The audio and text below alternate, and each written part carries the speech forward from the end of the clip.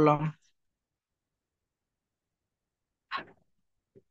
আচ্ছা, তো যাই হোক, আমরা যে চ্যাপ্টার করতেছিলাম নাম হচ্ছে ওয়ার্কিং ক্যাপিটাল। ওয়ার্কিং ক্যাপিটালের রুলস ক্লাসটা একটা হয়ে গেছে, এবং রুলস ক্লাসের সাথে একটা অঙ্ক আমরা লাস্ট দিন করছিলাম। মানে লাস্ট ক্লাসটা আমাদের যে ক্লাস ছিল সেখানে রুলস বোঝাইছিলাম এবং সাথে একটা অঙ্ক করছিলাম। আজকে আমাদের ওয়ার্কিং ক্যাপিটাল সেকেন্ড ক্লাস, তাই তো?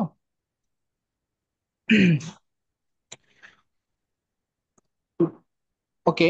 তো ওয়ার্কিং ক্যাপিটালের রুলস এখানে যারা আছেন এখন বর্তমানে, প্রথম যে ক্লাসটা ছিল মানে রুলস এর যে ক্লাসটা, এখানে এমন কেউ ছিলেন, মানে এমন কেউ আছেন যারা রুলস এর ক্লাস পাননি?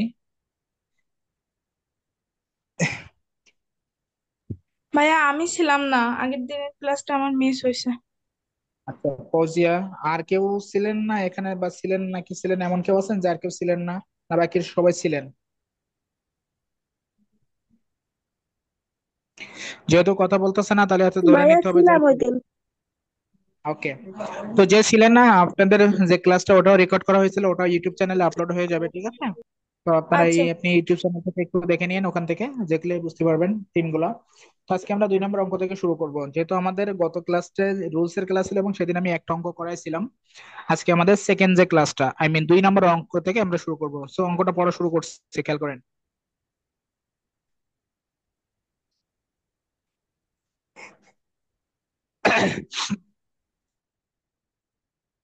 এখানে আপনাকে বলছে you are asked to calculate আমাকে নির্ণয় করতে হবে। প্রথমে আগে রেকর্ডটা বুঝে নেবেন, দেন তারপরে অঙ্কটা করতে হবে। You are asked to calculate the maximum operating cash.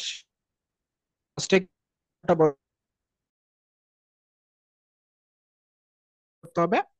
You are asked to calculate ফর্মটা কি?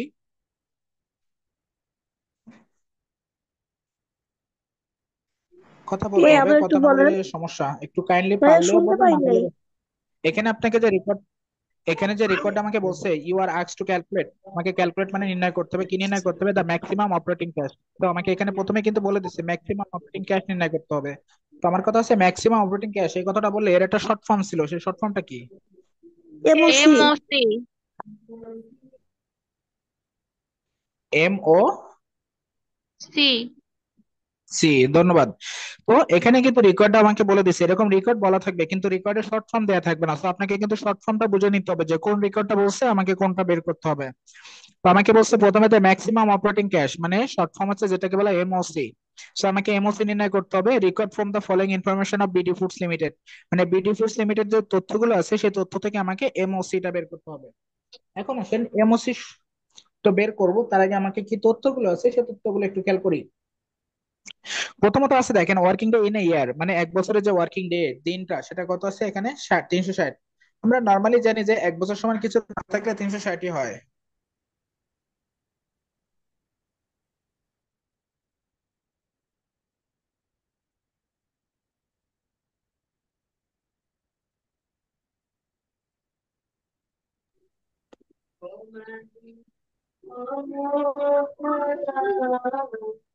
ভাইয়া এখানে আচ্ছা, তিনশো তো ষাট এখানে বলা যেটা দেয়া আছে।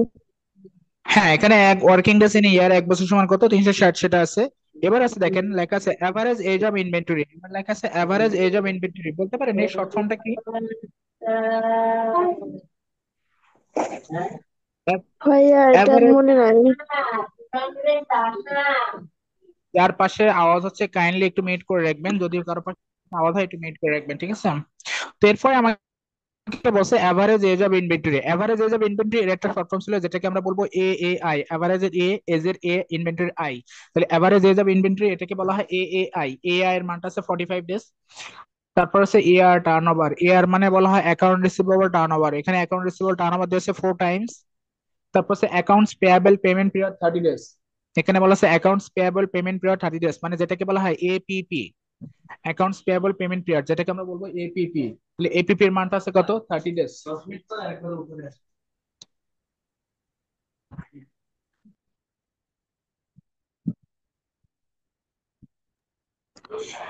অ্যাকাউন্টস পেয়েবল পেমেন্ট পিরিয়ড মানে এপিপি, এপিপি আছে কত? 30 ডেজ। তাহলে এই হচ্ছে আমার তথ্য দেওয়া আছে। তাহলে এখানে অঙ্কে কি কি আও নিচে আর একটু তথ্য দেওয়া আছে দেখেন। দ্য ফার্ম স্পেন্ড টাকা 3 লাখ, দ্য ফার্ম স্পেন্ড টাকা মানে ওই ফার্মটা আপনাকে ব্যয় করতেছে বা খরচ করতেছে, কত টাকা খরচ করতেছে? 3 লাখ টাকা। ওকে, এই হচ্ছে টোটাল তথ্যগুলো দেওয়া আছে। এই তথ্য থেকে আমাকে কি বের করতে হবে? রেকর্ড কিন্তু একদম ফার্স্টে লেখা আছে যে ম্যাক্সিমাম অপারেটিং কস্ট বা এমওসি বের করতে হবে। এবার দেখেন নিচে আপনাকে তথ্যগুলো একটু খেয়াল করেন।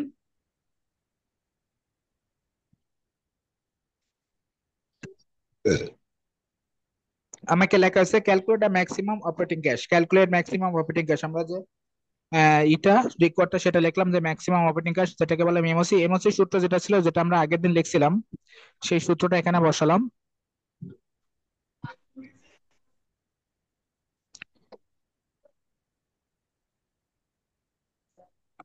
আচ্ছা, এমওসি সূত্রটা কি লেখা আছে দেখেন। এমওসি সূত্র লেখা আছে টোটাল ইনভেস্টমেন্ট ভাগ ক্যাশ টার্নওভার। এটা ছিল আমাদের এমওসি সূত্র।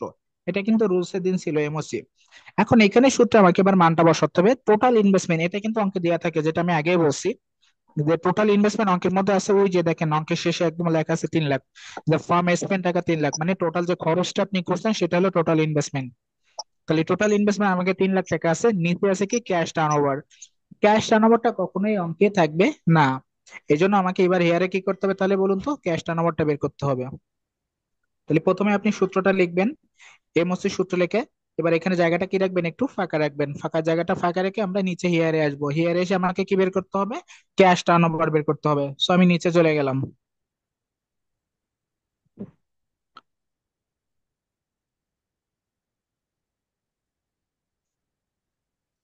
এটা দেখেন, এটা হলো ক্যাশ টার্নওভারের সূত্র, লেখা আছে ক্যালকুলেশন অফ ক্যাশ টার্নওভার।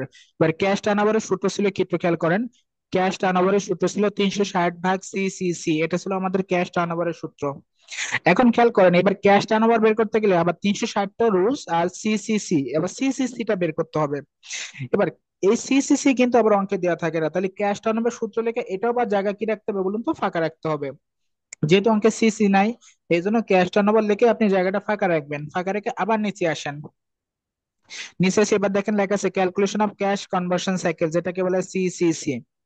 এখন এই সি করতে গেলে আবার দেখেন 3টা তথ্য লাগবে। কি কি? একটা হলো AI plus ACP minus APP. এই এআই এসিপি এপিপি এখান থেকে আবার দেখেন অঙ্কে 2টা তথ্য দেওয়া আছে। কি কি আছে? একটা এআই আছে, একটা এপিপি আছে, কিন্তু এসিপি নাই। তাহলে আমার ওই সিসিসি সূত্র লেখে আবার জায়গাটা কি রাখতে হবে, ফাঁকা রাখতে হবে। ফাঁকা রেখে এবার নিচে আসতে হবে। নিচে এসে এবার আমাকে কি বের করতে হবে, এসিপিটা আগে আমাকে বের করে নিতে হবে। এই জন্য দেখেন নিচে সর্বনিচ বা শেষে লেখা আছে এসিপি। তাহলে এসিপি সূত্র ছিল 360 ভাগ অ্যাকাউন্ট রিসিভেবল টার্ন ওভার। এবার 360 কে অ্যাকাউন্ট রিসিভেবল টার্ন ওভার দ্বারা ভাগ করতে হবে। অ্যাকাউন্ট রিসিভেবল টার্ন ওভারের মানটা অঙ্কে গিভেন দ্যাটে দেয়া আছে। গিভেন দ্যাটে আছে কত, 4। সেটা দ্বারা ভাগ করলাম, ভাগ করলে যেটা হলো সেটা হচ্ছে 90 বা 90। এবার এই এসিপির মানটা নিয়ে আমি সি এই জায়গায় বসালাম। তাহলে এআই এর মানটা আছে 45, এসিপি আছে 90 বললাম, কেবল বের করলাম এসিপি, আর এপিপি অঙ্কে দিয়ে আছে 30। ভাগ করলে যেটা আসবে সেটা আসলে 105। এবার এই 105 মানটা নিয়ে তার একটু উপরে ক্যাশ টানাবো যেটা, সেখানে আমি বসাবো। তাহলে 360 ভাগ সিসিসির মানটা হলো 105 বসালাম। বসালে অ্যান্সার আসলো 3.43। আর এই যে ক্যাশ টার্নওভারের মানটা আসলো, এই মানটা নিয়ে এবার আমাকে একদম মূল রেকর্ডে যেতে হবে। এই হলো মূল রেকর্ড, ছিল টোটাল ইনভেস্টমেন্ট ভাগ ক্যাশ টার্নওভার। তো টোটাল ইনভেস্টমেন্ট অঙ্কে দিয়ে আছে 3 লাখ, আর ক্যাশ টার্নওভার আমরা বের করলাম 3.43। বের করার পরে যেটা আছে সেই মানটা আমরা এখানে বসে দিলাম, 87,464। এটা হলো অ্যান্সার।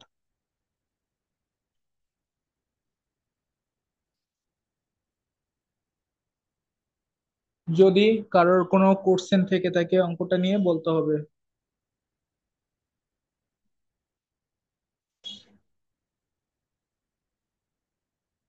দেখেন এখানে কিন্তু অনেক কিছু আমাকে বের করতে হচ্ছে। প্রথমে এমওসি করতে গেলে মূল রেকর্ড কিন্তু একটাই এমওসি। এমওসি করতে গেলে আমাকে কি লাগবে, ক্যাশ টার্নওভার লাগবে। এই ক্যাশ টার্নওভার আমরা এখানে বের করলাম। ক্যাশ টার্নওভার করতে গেলে আবার সিসিসি লাগবে। আবার সিসিসি করতে গেলে আবার এসিপি লাগবে। সো সবই কিন্তু আমাকে এক এক করে বের করে নিয়ে এই মানটা নিয়ে আমাদের মূল সূত্রে বসাতে হবে। সো যদি কারো কোনো কোশ্চেন থেকে কাইন্ডলি বলবেন, একটু তাড়াতাড়ি বলবেন, রেসপন্স করবেন।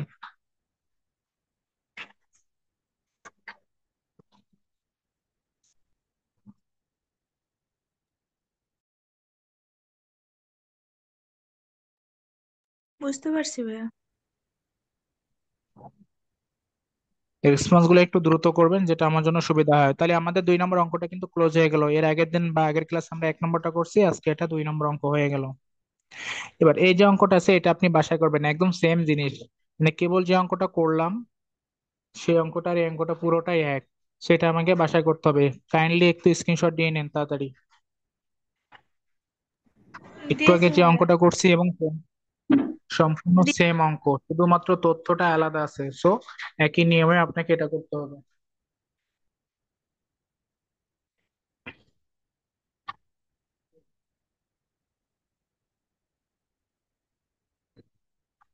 ওকে,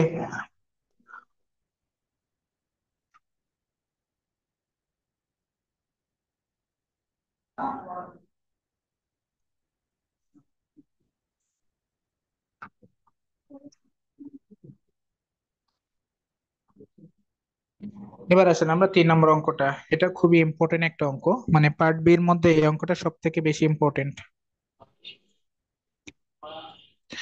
তো অঙ্কটা আমি একটু পড়ছি, খেয়াল করি। প্রথমে দেখেন, the following information is available in respect of Bangladesh trading corporation. একটা বাংলাদেশ ট্রেডিং কর্পোরেশনের কিছু তথ্য আপনাকে দেয়া আছে। কি কি আছে আমরা একটু খেয়াল করি। প্রথমত লেখা আছে এসিপি, ডিরেক্টলি আমাকে এসিপির মানটা দেওয়া আছে 45 ডেজ।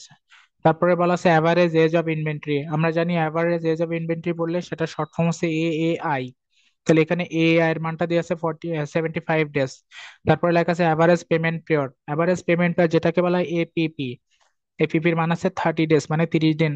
সো এই অঙ্কের কিন্তু এসিপি, এআই এবং এপিপি তিনটা তথ্য এই অঙ্কে দেওয়া আছে, তার মানে এখানে আপনাকে হিয়ারে কোনো কিছুই বের করতে হবে না। তারপরে লেখা আছে টোটাল ইনভেস্টমেন্ট। সো টোটাল ইনভেস্টমেন্টটা যেটা আমরা জানি সেটা আছে কত, 12 লাখ টাকা দিয়ে আছে। এরপরে আছে ফার্মস রেট অফ রিটার্ন, মানে ওই ফার্মে যে আয়ের হারটা, রেট অফ রিটার্ন মানে আয়ের হার, আসলে আয়ের হার আছে কত, 10%। এই হচ্ছে টোটাল তথ্যগুলো আপনার অঙ্কে দেয়া আছে। এখান থেকে আমাকে প্রথমে কি বের করতে হবে, ক্যালকুলেট ম্যাক্সিমাম অপারেটিং ক্যাশ। আগে এটুকু আমরা বুঝি, দেন বাকিটুক যেটা সেটা পরে। আগে আমাকে বলছে যে ক্যালকুলেট ম্যাক্সিমাম অপারেটিং ক্যাশ, এর পরে কিন্তু আরো কিছু লেখা আছে। ওই লেখাগুলো আপাতত পড়লাম না, পরে পড়বো। আগে আমরা এইটুকের ব্যাপারটা করে নিই, সলিউশনটা করে নিই। যে কি বলছে, ম্যাক্সিমাম অপারেটিং ক্যাশ এর একটা সংকেত কিন্তু আমি একটু আগে বলেছি, যে ম্যাক্সিমাম অপারেটিং ক্যাশ যেটাকে বলা হয় এমওসি। তাহলে আমরা প্রথমটুকু যে কতটুকু বলছে এইটুকের জন্য কিন্তু আমরা আগে কি বের করবো, এমওসি করব। হ্যাঁ, আমি যেটুক দেখেন বোল্ড করে রাখছি। প্রথমে আগে এইটুক নিয়ে আলোচনা করতেছি, কিন্তু যে ম্যাক্সিমাম অপারেটিং ক্যাশ বা আমরা এমওসিটা এখানে কমপ্লিট করব। তো যাই হোক, আগে একটু করে নিই, দেখি কি আছে। এই যে নিচে দেখেন সলিউশনে লেখা আছে যে calculation of maximum operating cash MOC. একটু আগে যেহেতু সূত্র শিখছি, আবারও বলতেছি, এমওসি সূত্র ছিল কি, টোটাল ইনভেস্টমেন্ট ভাগ ক্যাশ টার্নওভার। এটা হলো এমওসি সূত্র। এখন আমরা জানি টোটাল ইনভেস্টমেন্ট যেটা অঙ্কে দেওয়া আছে সেটা হচ্ছে 12 লাখ। নিচে আছে ক্যাশ টার্নওভার। ক্যাশ টার্নওভারের কথা একটু আগে বললাম যে অঙ্কে কখনো ক্যাশ টার্নওভারটা দেওয়া থাকে না, এটা আমাকে কি করতে হবে, হিয়ারে বের করতে হবে। তাহলে এমওসি সূত্রটা লিখে আমরা জায়গাটা ফাঁকা রাখবো, ফাঁকা রেখে হিয়ারে এসে আগে কি বের করব, ক্যাশ টার্নওভারটা বের করব। তাহলে আমরা নিচে আসি ক্যাশ টার্নওভার। এটা দেখেন আমাকে লেখা আছে ক্যাশ টার্নওভার। ক্যাশ টার্নওভার সূত্র হলো 360 ভাগ সিসিসি। এবার ক্যাশ টার্নওভার লিখে আবারও কিন্তু জায়গাটা আমাকে কি রাখতে হবে, ফাঁকা রাখতে হবে। কারণ ক্যাশ টার্নওভার করতে গেলে আবার কি লাগে, সিসিসি লাগে। এই সিসিসিটা তার নিচে আবার বের করব। এই যে দেখেন তার নিচে লেখা আছে calculation of cash conversion cycle বা সিসিসি। সিসিসি সূত্র আবার তিনটা তথ্য লাগে, কি কি, একটা এআই, একটা এসিপি, একটা এপিপি।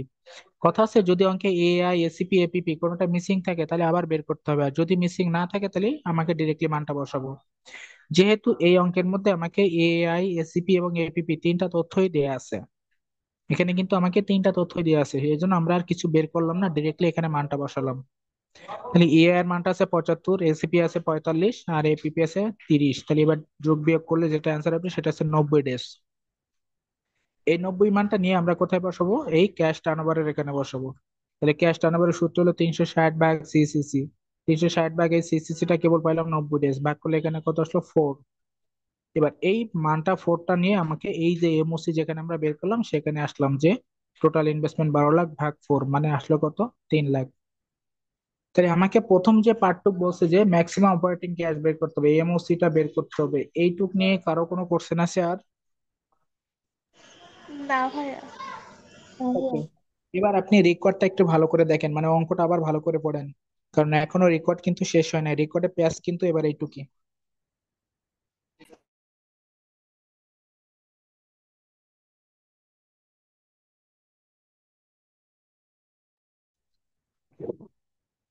তো আমরা এমওসিটা তো বের করলাম, এমওসির পরে এবার আমাকে কি করতে হবে, দেখেন কি লেখা লেখা আছে রেকর্ডে। এবার হচ্ছে ইফ অ্যাভারেজ ইনভেন্টরি এজ, এবার লেখা আছে দেখেন, ইফ অ্যাভারেজ ইনভেন্টরি এজ, মানে যেটাকে আমরা বলবো অ্যাভারেজ এজ অফ ইনভেন্টরি বা অ্যাভারেজ ইনভেন্টরি এজ একই কথা।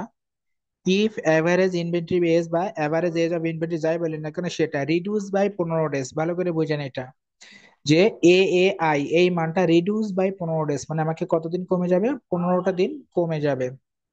যদি 15 দিন কমে যায় সেক্ষেত্রে লেখা আছে how much the company can save.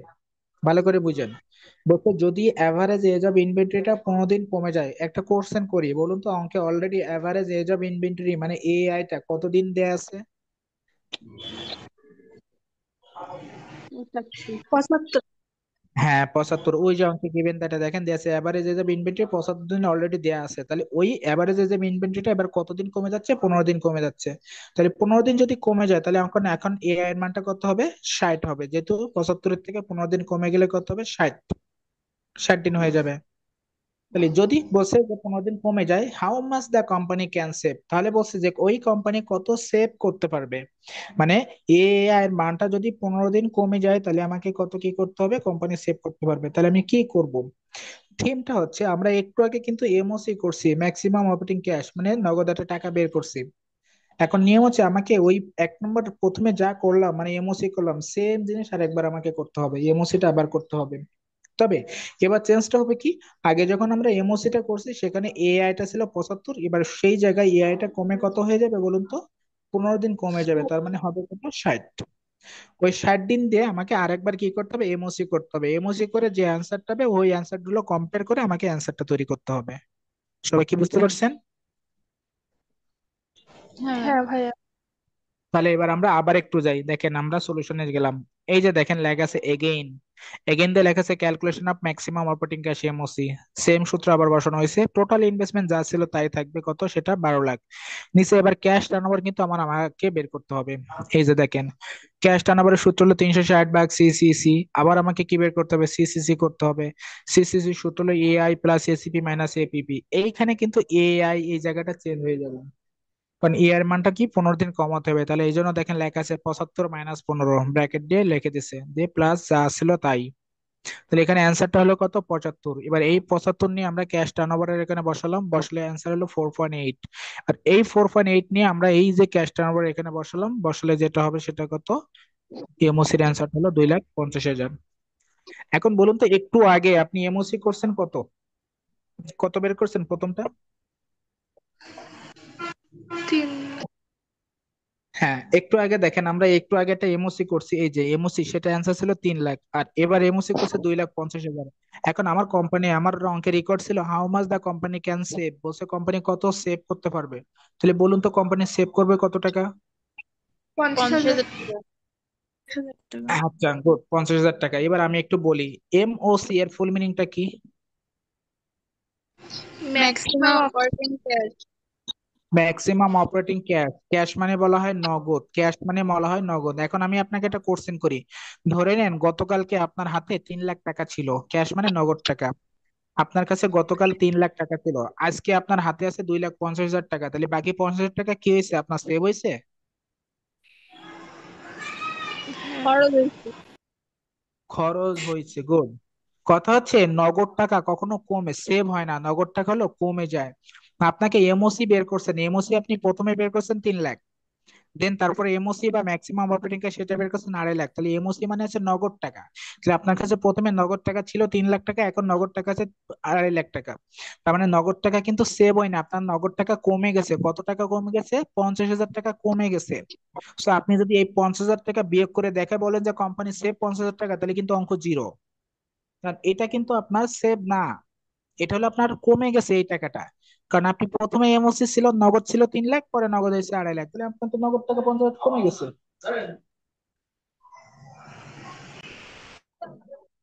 তো যেহেতু নগদ টাকা কমে গেছে, আমাকে তো আর কমে যাওয়াটা তো বের করি না তাই না, আমাকে বলছে সেভ করতে হবে কত টাকা সেটা বের করছে। এখন মাথায় রাখবেন, আপনি বুঝতেছেন যে আমার কাছ থেকে 50,000 টাকা চলে যাচ্ছে বা কমে গেছে, তো আমরা এটা এরকম একটা জিনিস চিন্তা ভাবনা করি না যে যখন দেখি যে আমার কাছ থেকে 50,000 টাকা চলে গেছে, এখন এই যে 50,000 টাকা গেছে, এই 50,000 টাকার থেকে যে টাকাটা আমি আবার ব্যাক করে আনতে পারবো সেটা হচ্ছে আমার সেভ, সহজ কথা বলা হয়। কারণ আপনার কাছে কিন্তু এখন 2.5 লাখ টাকা আছে, তাহলে ওই 2.5 লাখ টাকা তো আপনাকে কেউ নিচ্ছে না, তাহলে আপনার কাছ থেকে দেখতেছেন খরচ হয়ে গেছে কত, 50,000 টাকা। এই যে 50,000 টাকা খরচ হয়েছে সেখান থেকে যদি আপনি কোনোভাবে কোনো কিছু উদ্ধার করে আনতে পারেন সেটাই কিন্তু আপনার সেভ। এখন উদ্ধারটা কিভাবে করবো দেখেন, এই অঙ্কের ভিতরে একটা রেট দেওয়া আছে, এই যে অঙ্কের মধ্যে একটু দেখেন, ফার্মস রেট অফ রিটার্ন 10%, মানে ওই ফার্মের আয়ের হার কত পার্সেন্ট? 10%। অর্থাৎ এই ফার্মে যে টাকাটাই থাকবে না কেন তার উপরে আপনি 10% হারে রিটার্ন পাবেন। তাহলে যে 50,000 টাকা আপনার খরচ হয়ে গেছে তার উপরে আপনি কত টাকা রিটার্ন পাবেন বলুন তো? আপনি ওই 10% রিটার্ন পাবেন। তাহলে ওই 50,000 টাকার উপরে যদি 10% রিটার্ন পান তাহলে আপনাকে কত টাকা রিটার্ন পাচ্ছেন বলুন তো? 5,000। ওই 5,000 টাকাই হচ্ছে আপনার সেভ, কারণ আপনাকে 50,000 টাকা চলে গেছে, সেখান থেকে আবার 5,000 টাকা আপনি ব্যাক পাবেন। কারণ ওই যে বললাম অঙ্কে যে টাকা আছে সবটার উপরে আপনি 10% রিটার্ন পাবেন, তার মানে ওই 50,000 টাকার উপরে 10% রিটার্ন পাইলে মানে 5,000 টাকা, ওই 5,000 টাকাই আপনার সেভ। আর বাকি যে 45,000 সেটা আপনার চলে গেছে, খরচ হয়ে গেছে। থিমটা কি বুঝতে পারছেন অঙ্কের? হ্যাঁ। এবার এই সলিউশনটা দেখেন এখানে, এখানে লেখা আছে সো দা কোম্পানি, প্রথমে লেখেন দা কোম্পানি রিডিউস, বা এটা এইরকম লেখা হবে না, এখানে একটু অন্যরকম লিখতে হবে।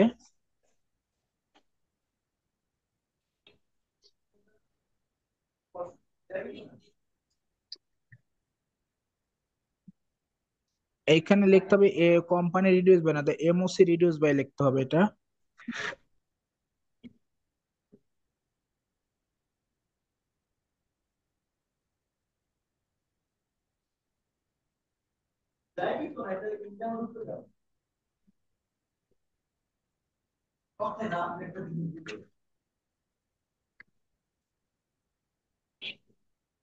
রিডিউস,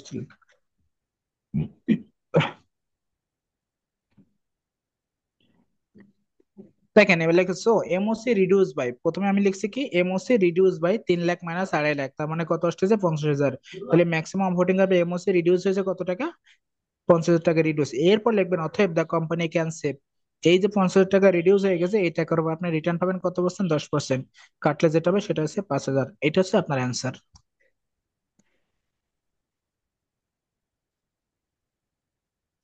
তো বলুন, যদি অঙ্কটা নিয়ে কোনো কোশ্চেন থাকে তাহলে বলতে হবে।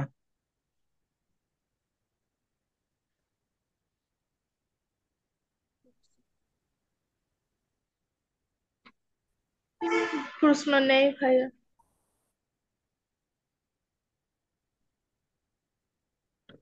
সবাই কি জিনিসটা বুঝতে পারছেন? হ্যাঁ।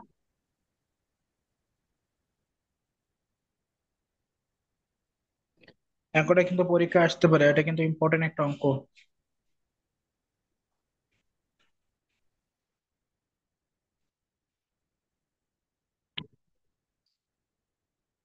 তো অঙ্কটা কি আপনারা স্ক্রিনশট দিছেন? যে অঙ্কটা কত কোথাও স্ক্রিনশট দিতে মিসিং আছে? না। আচ্ছা, ওকে। এখন আপনাদের মোটামুটি 2টা অঙ্ক আমি করলাম আর একটা অঙ্ক বাসায় কাজ দিছিলাম, 3টা অঙ্ক। এখন আপনার হাতে আর 5-7 মিনিট সময় আছে, বাট আমি একটু বাইরে যাব, এই জন্য আজকে আর এই 5-7 মিনিটে একটা অঙ্ক হলো করা যেত, বাট আমি আজকে আর একটু করাচ্ছি না, ঠিক আছে? আপনারা এইটুকু দেখেন যেটা বাসায় কাজ দিলাম, আর এটা দেখেন, এটা ইনশাল্লাহ পরের দিন আমরা করাবো। আর এখানে কেবল জয়েন হয়েছে কে? শাবনুর জয়েন হয়েছে নাকি না এর আগেও ছিলেন?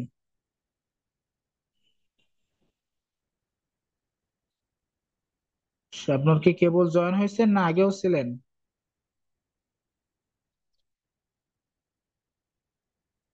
যাক, কথা বলতেছে না, না বলে কিছু করার নাই।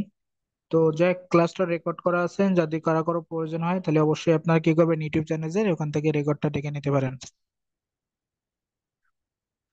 ওকে, ভালো থাকবেন সবাই। আল্লাহ হাফেজ।